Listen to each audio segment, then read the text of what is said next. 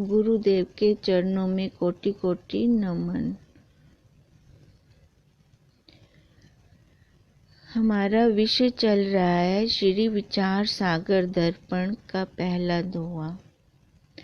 मल विक्षेप जाके नहीं, किंतु एक अज्ञान है चव साधन सहित नर, सो अधिकृत मतिमान। अब निश्चल दास जी क्या कह रहे हैं? अधिकारी के लक्षण बता रहे हैं। अधिकारी के क्या लक्षण है? कि जिसके अंदर मल विक्षेप नहीं है, उत्तम अधिकारी को लेके चल रही हैं निश्चल दास जी। अब उत्तम अधिकारी कौन है? जिसके ये मल विक्षेप वाले साधन हुए पड़े हैं। अब एक झीना सा आवरण रह गया है, उसको गुरु के ज्ञान के द्वारा वो खत्म करता है। अब अधिकारी के लक्षण बता रही हैं कि वो अधिकारी कैसा होना चाहिए। जिसके मन में हर टाइम दुख दुख लगी रहती है, वो चैन से ना तो सो सकता है, ना खा पी सकता है, ना घूम फिर सकता है। उसे फिर कैसी एक लगन रहती है कि मैं कौन हूँ, मेरी इस अविद्या की निवृत्ति कैसे होगी। उसके अंदर एक ये दुख दुख लगी रहती है।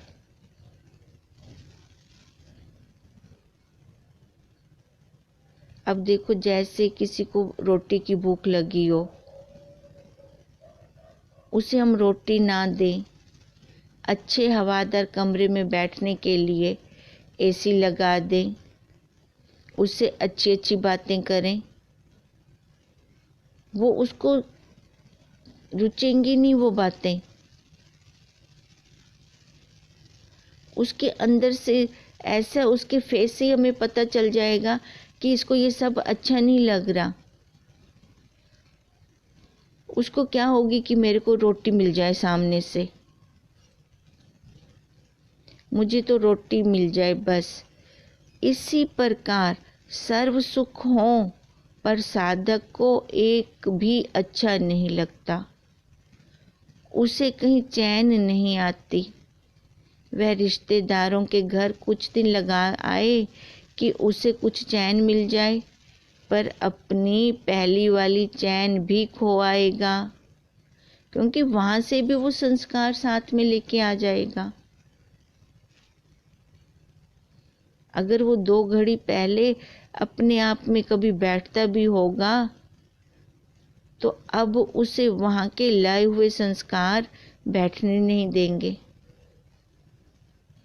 अब इसलिए गुरुदेव कहते हैं कि व्यवहार कम करो, व्यवहार कम करो। हम सबका अनुभव है। ये उत्तम अधिकारी के लक्षण बता रही हैं। वह आराम से लेटा रहे, देह को भले ही आराम मिल जाए, पर मन में भटकाव ही रहेगा। ये मन रूपी सड़क चलती ही रहेगी। फिर उसको वहाँ चैन कैसे मिलेगी? लेट तो रहा है, हमारी दृष्टि में क्या होगा, सो तो रहा है, पर वो अपना साक्षी खुद है कि उसको वहाँ चैन मिल रही है कि नहीं मिल रही। क्योंकि जो थोड़े बहुत गुरुदेव के महावाक्यों से अंदर प्रकाश हुआ भी था, उस पर अब संस्कारों की कलिमा पड़ गई। उसका फिर चेहरा ही बताता है कि अंदर कितनी कलिमा है, क्योंकि वो वाले संस्कार फुर करके आते हैं। अब संसारियों के संस्कार कैसे होंगे? मैं मेरे वाले, राग द्वेष वाले। भले ही वह कहते रहे बाहर घूमने फिरने से चेहरे का रंग काला पड़ गया है, पर गुरुदेव के दर्शन किए बिना चेहरे का ये हाल हो गया।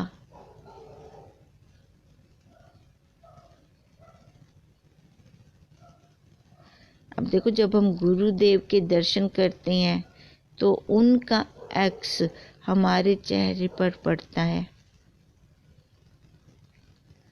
तभी हमारा चेहरा चमक उठता है, वो सौम्यता आती जाती है। जैसे जैसे ये ज्ञान गुरुदेव के महावाक्य अंदर ठहरते जाते हैं तो सौम्यता अपने आप आनी शुरू हो जाती है। वो काला पड़ा चेहरा खिल उठता है। फिर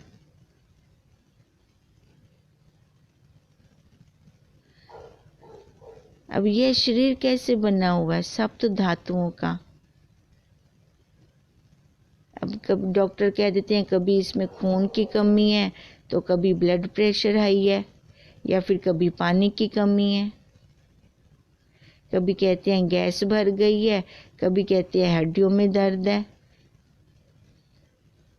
क्योंकि इसका यही रूप है, ये विकार निकालता रहता है।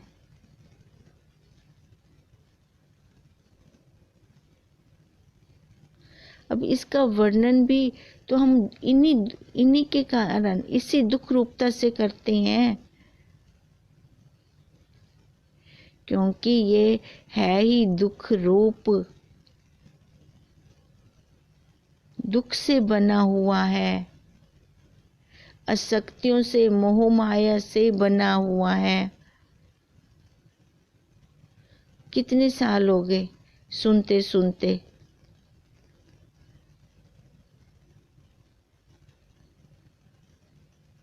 अब अगर ये 15 जन्म भी हम लगा दें सुनने में, जब तक देखेंगे नहीं हमारा बोध नहीं होगा।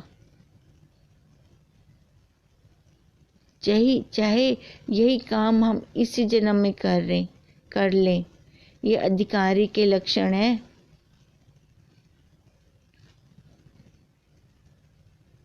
सबसे पहले क्या हो, उसके अंदर विवेक जागे।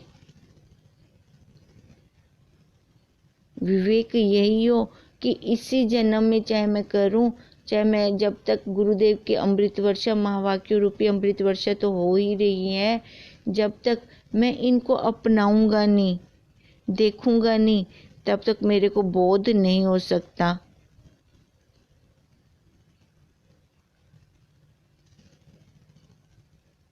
संसारियों की रीस तो हम बहुत जल्दी कर लेते हैं।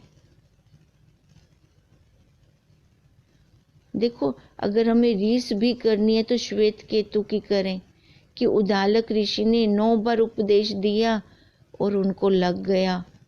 हमें हमारे गुरुदेव ने कितनी बार उपदेश दिया, हमें आज तक क्यों नहीं लगा? हम क्यों नहीं अपने स्वरूप में स्थित हो पाए? तो फिर अपने आप को लानत दें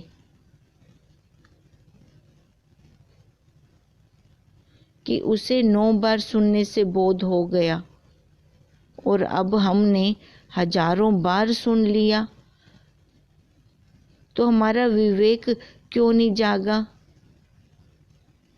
हम विवेक क्यों नहीं कर पा रहे? सबके स्वरूप देख लिए हैं, अभी कुछ देखना बाकी रह गया है। संसार में देखो, सबके स्वरूप, एक एक के स्वरूप सामने खुल के हमारे सामने आ रही हैं। सब ये स्वार्थ का नाता है एक दूसरे के साथ। अभी कुछ और देखना बाकी रह गया है कि अभी तक हमारा विवेक नहीं हो पा रहा।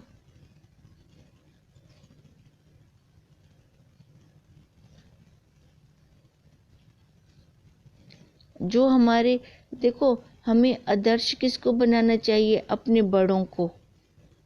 अब संसार में हमने कितनों को देखा कि अपने पुत्र को, अपने बेटे को बड़ा ऑफिसर बनाने के लिए अपने गहने, अपना मकान तक बेच देते हैं, गिरवी रख देते हैं।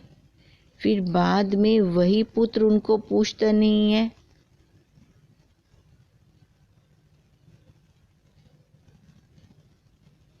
अब उसके लिए अपनी वृत्ति को उन्होंने कितना खर्च किया। अगर मोह से, आसक्ति से कि अभी मैं इसको अफसर बनाऊंगी, बाद में ये मेरी सेवा करेगा, अगर इस भाव से किया तो वो माँ बहुत दुखी होगी। हाँ, व्यवहार करो पर सामने से कोई अपेक्षा मत रखो।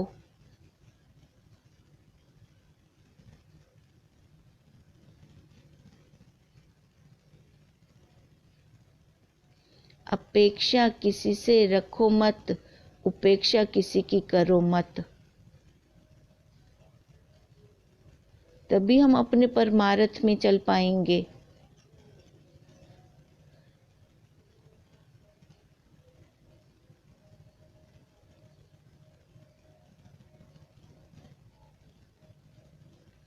तभी हम अपने स्वरूप को पा पाएंगे। अगर वहां पे हमने अपना जाल बुनना शुरू कर दिया तो हम तो पीछे रह जाएंगे। फिर वो मोह माया माया हमें बहुत दूर तक ले जाएगी, 84 लाख योनियों का चक्कर खिला देगी।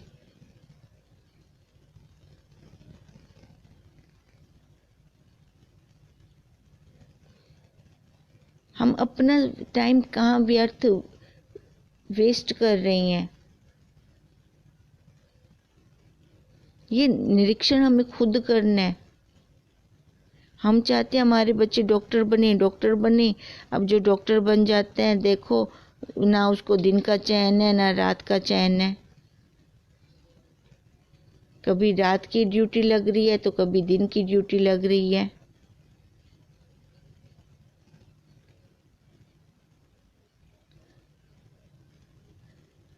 अब अगर शॉपकीपर बनाते हैं तो ग्राहक ना आए तो भी वो रोता है कि काम नहीं। सुख किसी में भी नहीं है, केवल अपने आप में ही सुख है, वहीं पर ही तृप्ति है। तो इसका क्या मतलब है कि हम सारा व्यवहार छोड़ के बैठ जाएं? नहीं, व्यवहार करो, हमारे प्रारब्ध में जो है वो हमें अवश्य मिलेगा, पर अपने मन को हम कहाँ लगाएं, जो कि मन हमारा कोई लेता नहीं है। अपने स्वरूप को जानने में जब तक अपने आप की जिज्ञासा का रोग नहीं लगाएंगे, अपने में धुक धुकी पैदा नहीं करेंगे, तब तक बोध नहीं होगा। जिज्ञासा से अंतःकरण में पड़े हुए मल विक्षेप समाप्त होते हैं। पहले वो जिज्ञासा तो उठे कि मेरे को ये मनुष्य शरीर क्यों मिला है।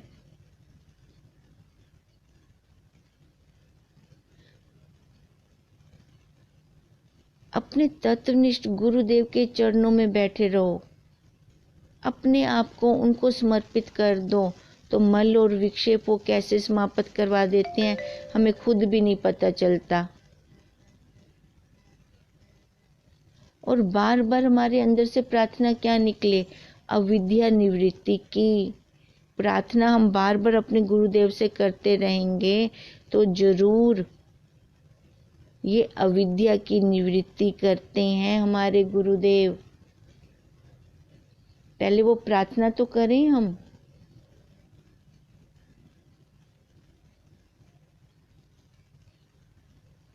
प्रार्थना ही नहीं करेंगे तो वो कैसे निवृत्ति करेंगे? जब तक बच्चा रोता नहीं है ना, माँ दूध भी नहीं पिलाती है उसको।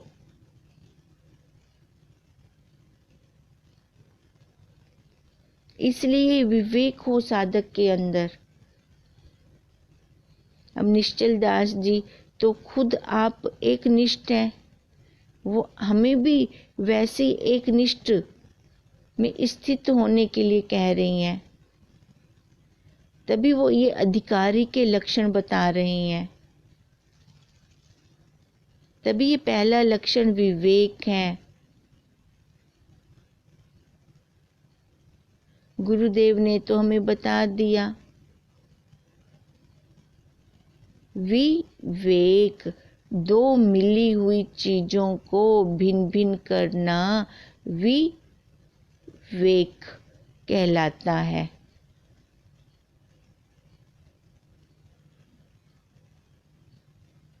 अब देखो आजकल के बच्चे फोटो भी करते हैं ना, सेल्फी लेते हैं अपनी, वी उंगलियों की शेप वी बनाते हैं। अब वी कैसे बनी? दो उंगलियों से वी बनाते हैं। देखो जब बच्चे सेल्फी लेते हैं अपनी,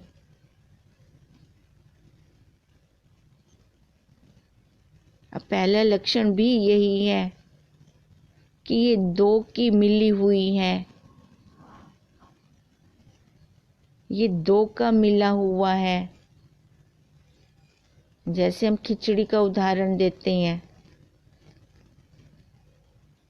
कि पहले हमें ये दो तो दिखें,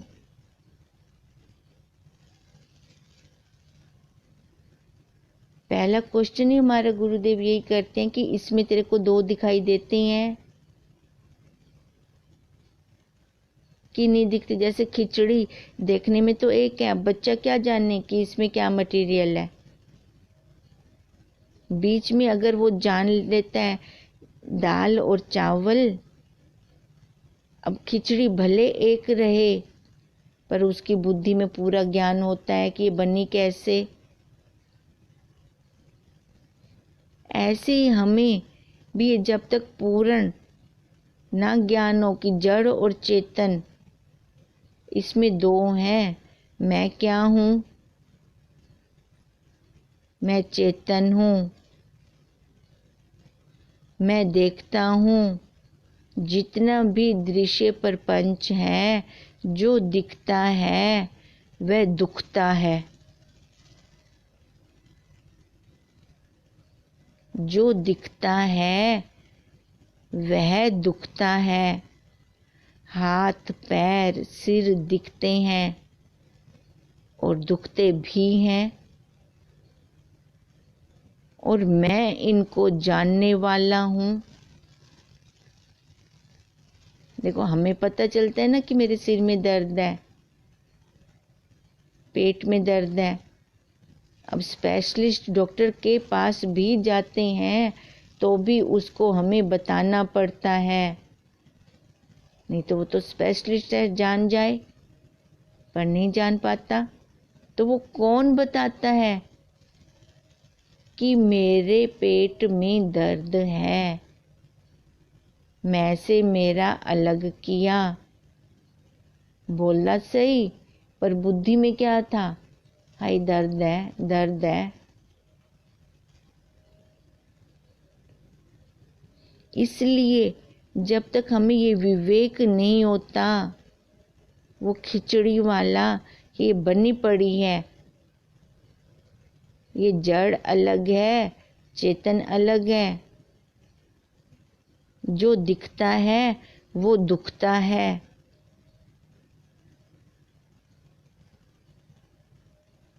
अब अगर हम ऐसे देखेंगे तभी अपने आप में स्थित हो पाएंगे, तभी जाके देखो डॉक्टर को भी मैंने बताया कि पेट में दर्द है, सिर में दर्द है, वो अंदर पेट नहीं बता पाया क्योंकि वो जड़ है।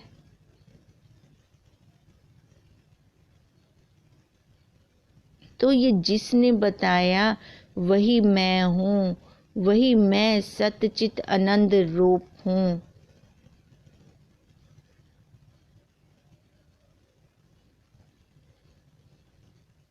देखो 84 साल लाख से यह अंतःकरण का ताला बंद था, चाबी गुरुदेव के हाथ में है। अब वो हमें दे रही हैं, हमने ले भी ली है पर डर डर कर ली है हमने। अब चाबी ले ली, फिर क्यों हम एक एक के दर पे घूम रहे हैं?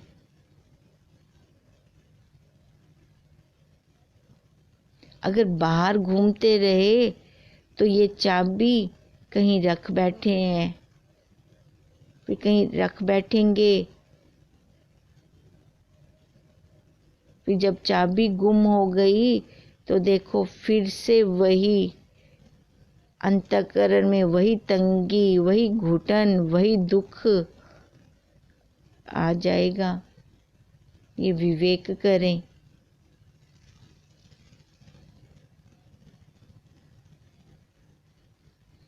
ये हम इसको देखेंगे नहीं तो हमारा काम नहीं बनेगा। ये दिखता हुआ हमें कैसे दिखाई दे? ये विकार तो निकाल रहा है, ये विकार ही तो निकाल रहा है।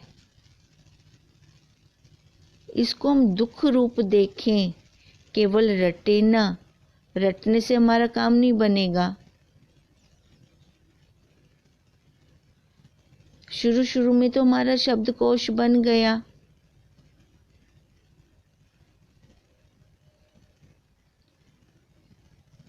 अब देखो जब ये गुरुदेव के महावाक्य सुनते थे तब वो शब्द तो याद हो जाते थे, पर मन में हमारे क्या चलता था तब? ये संसार ये चलता था। अगर उसी टाइम जैसे गुरुदेव के महावाक्य सुने वैसे ही अप्लाई में ले आते तो हमें इतना टाइम ना लगता।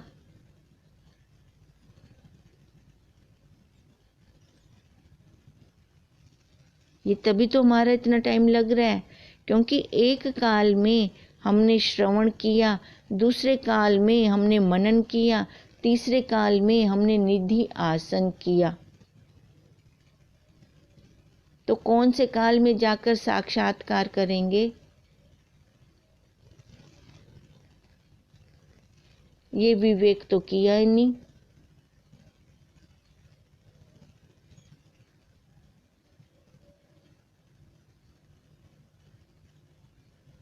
अब जैसे अंदर संसार चले, गुरुदेव का महावाक्यों का हथौड़ा मारे। हम तो अपने उस फुर्नों में कब लय हो जाते हैं, कब उनमें बैठ जाते हैं कि हमें पता ही नहीं चलता।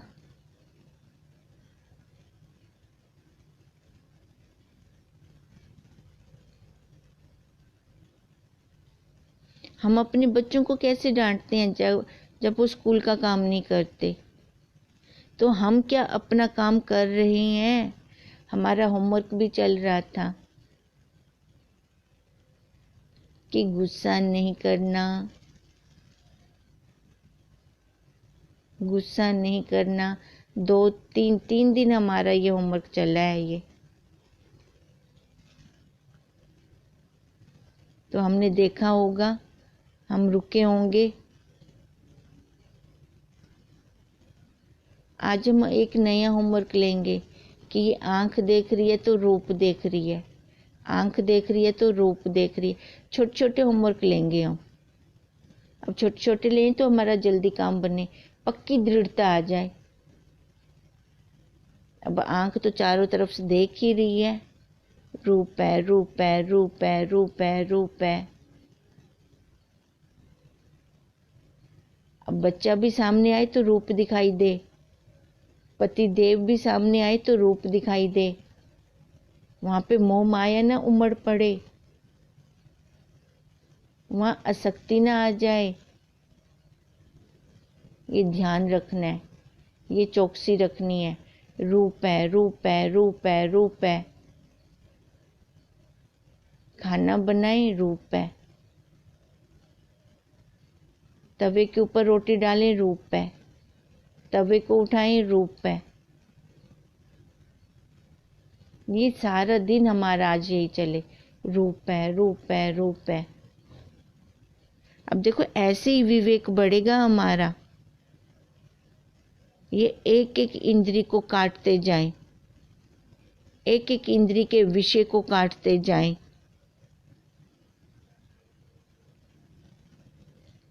अगर हम उसके अनुसार, उन महावाक्यों के अनुसार चलेंगे तभी अपनी मैं को देख पाएंगे।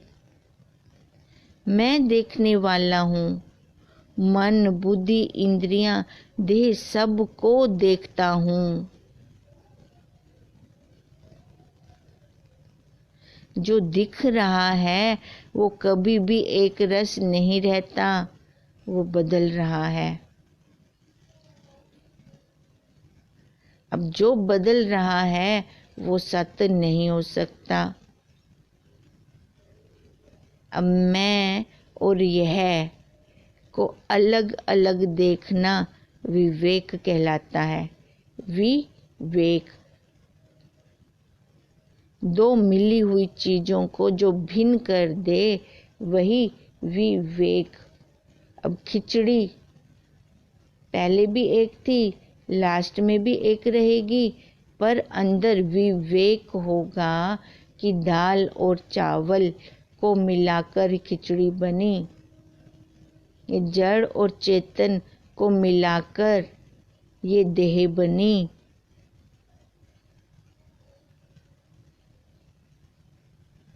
स्वामी जी क्या कहते हैं कि ये दृश्य दुख नहीं देता, दृश्य में अहम पना दुख का कारण है। दृश्य हमें दुख नहीं देता, बच्चे हमें दुख नहीं देते, पतिदेव हमें दुख नहीं देते, सास नूह हमें दुख नहीं देती। जब हम इनमें अहमपना कर देते हैं तो दुख का कारण बन जाता है हमारा। इसलिए मैं केवल जानने वाला हूँ, देखने वाला हूँ। सास आए रूप है, सास के आगे नूह आ जाए सामने रूप है। देखो, जो सुनेगा वही अमल में लाएगा।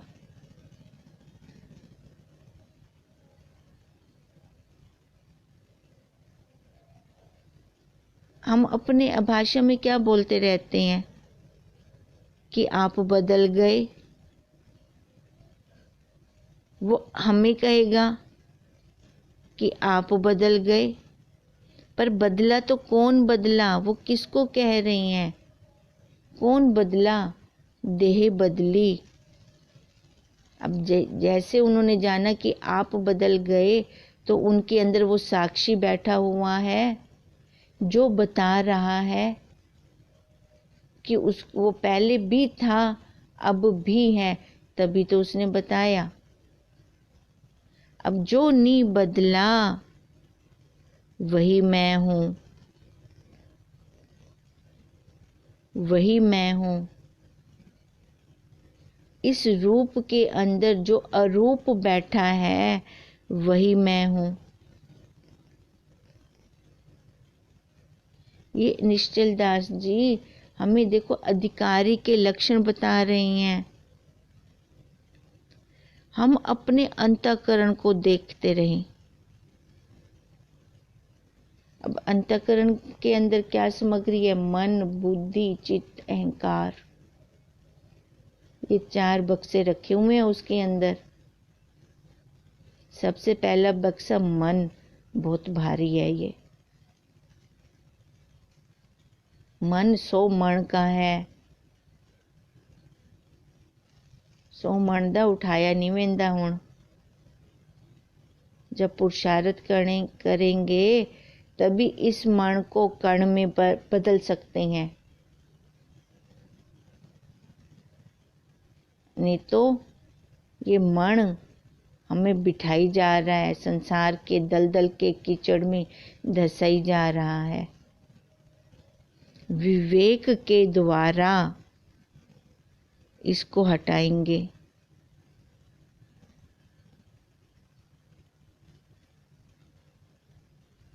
जब ये हटेगा तब अधिकारी वाले लक्षण आएंगे हमारे अंदर। अब जैसे हमें गुरुदेव बता रहे हैं, हम अपने अंतःकरण में देखें हमारे कौन से लक्षण मिलते हैं। ये अब हमारी बात है। अगर हमारा एक भी लक्षण ये पहले वाला विवेक वाले नहीं मिलते तो हमें शर्म आनी चाहिए कि हम तो अधिकारी कहलाने के लायक भी नहीं है, क्योंकि हम तो विवेक ही नहीं करते। सबसे पहला लक्षण तो यही बताया गुरुदेव ने, विवेक। यह और मैं का यह बार बार अभ्यास करने से होगा।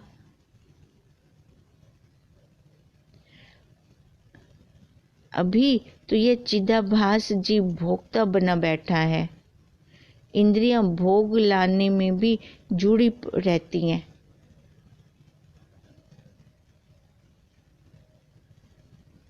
और जो इंद्रियां भोग लेकर आती हैं उनको ये भोगता रहता है। भोग कर फिर कभी सुख लेता है तो कभी दुख। इसी से तो इसका ये जन्म मरण शुरू हो गया। जन्म और कर्म ये अपना ऐसे तैयार कर लेता है।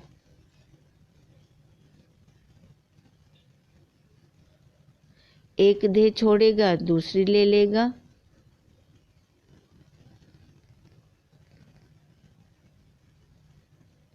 अब यही विवेक करना है, यही विचार करना है। जब तक हम विवेक नहीं करते तब तक हम इस रास्ते पर, ये तीसरी सड़क है हमारी, इस रास्ते पे हम चल नहीं सकते। ओम ओम। आज का हमारा होमवर्क यही होगा कि जो भी देखें, जितना भी दिखने में आए, आंख देख रही है, रूप को देख रही है, इन नेत्रों से हम रूप रूप रूप रूप रूप रूप, किसी के साथ आसक्ति नहीं करनी, मोह माया में बैठना नहीं है बस। क्योंकि ये संसार कहाँ से जाता है? सबसे पहले इन आंखों के द्वारा, इन नेत्रों के द्वारा हमारे अंदर जाता है। फिर ये मन के साथ जुड़कर अपना कार्यक्रम शुरू कर देता है। अब सबसे पहले इन नेत्रों को ही हमने दरवाजा बंद करना है, ये नेत्रों का, जहाँ से ये मोह माया अंदर आ रहा है, ये संसार अंदर आ रहा है। आएगा तो वैसे भी, पर तब हम इसको क्या देखेंगे? रूप। रंगों में राग द्वेष है। रंग, किसी एक रंग को लेंगे, एक रूप को लेंगे तभी राग द्वेष होगा। जब हम सारे रूप पे आ जाएंगे तो फिर कहाँ राग और कहाँ द्वेष। ओम ओम ओम तम नमामि हरिं परम। ओम तम नमामि हरिं परम। ओम तम नमामि हरिं परम। ब्रह्म स्वरूप गुरुदेव के चरणों में कोटि कोटि नमन। ओम ओम ओम।